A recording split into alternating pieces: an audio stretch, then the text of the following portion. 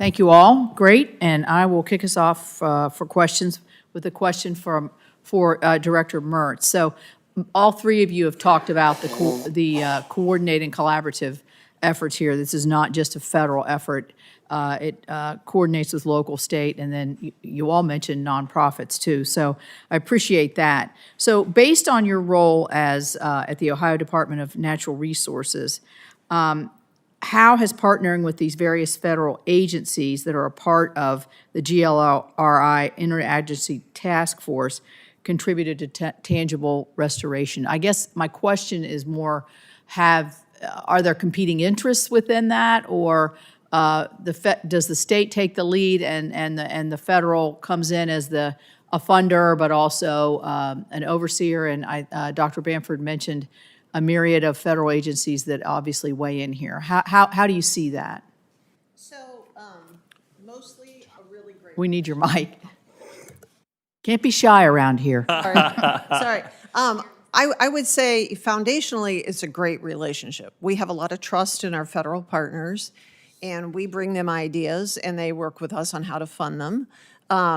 We especially work well. There's a very talented leader at Region 5, of US EPA, which oversees the Great Lakes and has the Great Lakes National Program Office.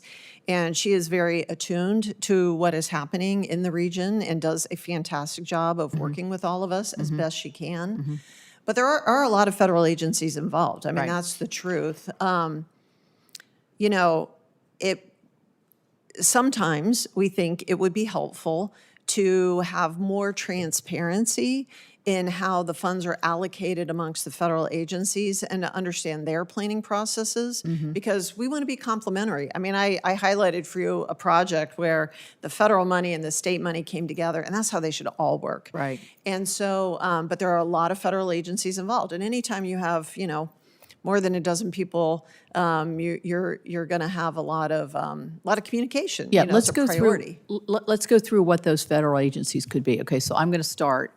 Corps of Engineers, EPA, Fish and Wildlife, USDA, several different divisions in USDA. NOAA. You mentioned NOAA. Yeah. Trying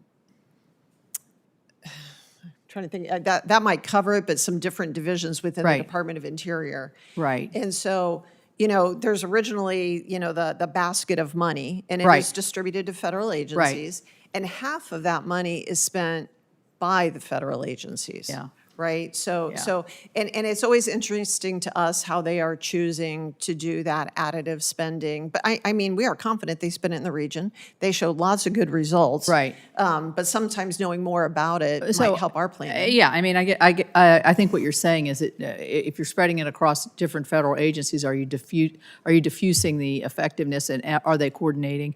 I know that they are. Yeah, they're doing good work. But if one's working here and one's working there, would your most effective be to work here together to make a bigger impact? So I think that's a good suggestion.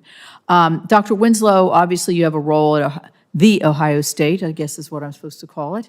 And I think the role that universities and research institutions play all across the board, but certainly in this case, are extremely important. So what other things could you tell me about unique roles that a university or research do? Does the Ohio State invest in, become a partner in some of the restoration efforts, or serve as technical advisors, or do you have students that are doing internships and cooperative arrangements? How does that work with the coordinated fashion? Absolutely. Thank you for the question, Chair Capito. All of the above. But what I will stress is that the work that happens in the Great Lakes with the help of GLRI is very much applied research. I'm an academic, so I do like science for science sake, but the work that we're doing at these agencies allow us to do research that informs action on the ground, boots on the ground. Also, to come back to the students, you don't have projects that are funded through GLRI and matched by state and other sources that don't have undergrads involved, that don't have master's and PhD students doing the work.